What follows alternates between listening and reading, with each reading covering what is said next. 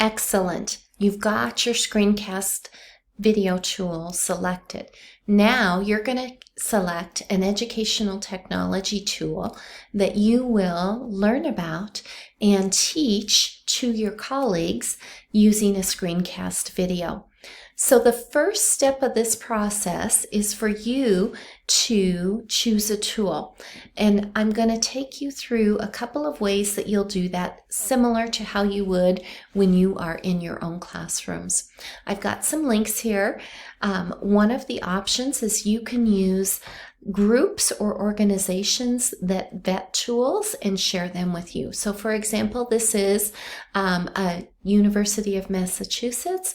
They go through and vet some of the tools, and you may want to look through their list of what they have in mind for games and simulations, or one of the other topics. So that's one way that you can select a tool. Another is by using a tool that we've used previously, and that is Common Sense Media. They have not only different things that you can search, but they have what they call top pick lists, and I've highlighted it here on the right-hand side of the screen.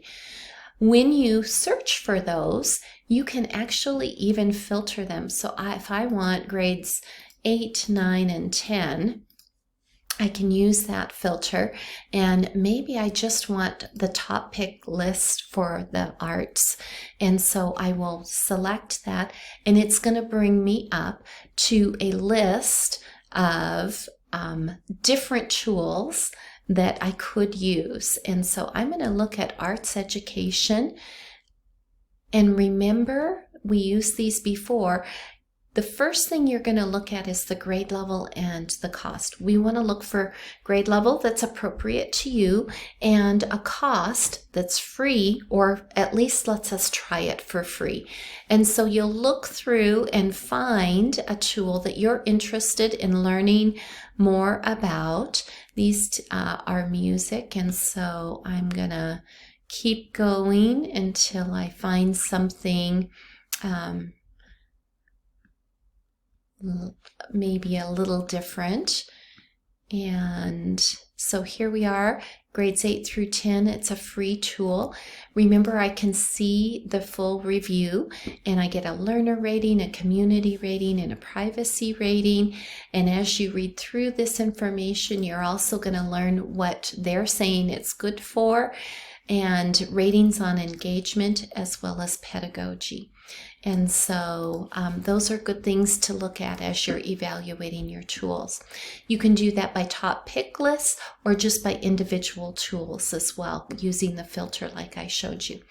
Again, there are educators that put together their lists of tools they recommend, and they often have links to tutorials.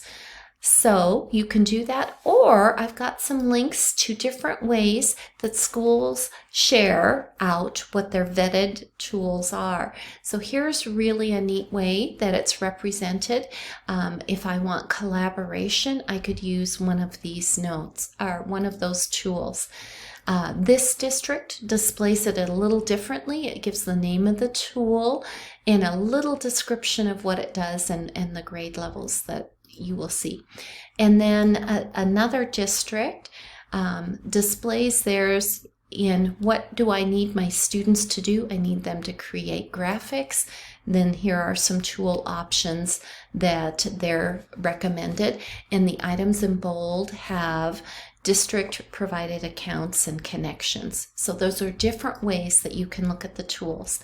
Be sure to think about, as you're selecting your tool, who's recommending it and from what lens. Are they trying to sell it to you? Is it a teacher recommending it? How's that recommendation coming across? Is it free? Do I need an account? An account is fine. You can have your colleagues create an account. That would be great as long as it's free. Can I access it from school computers? And is there anything in the terms of service about privacy that I need to be aware of? Once you select your tool, you can go to this sign-up sheet, and I have some of the tools that we've used in the past All you need to do is, if you decide this is the tool that I want to explore and teach, and I'm in the 10 a.m. session, I'll put in my name, and then that's all that I need to do for turning into Canvas.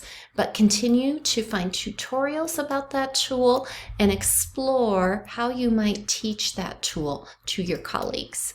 All right, see you soon.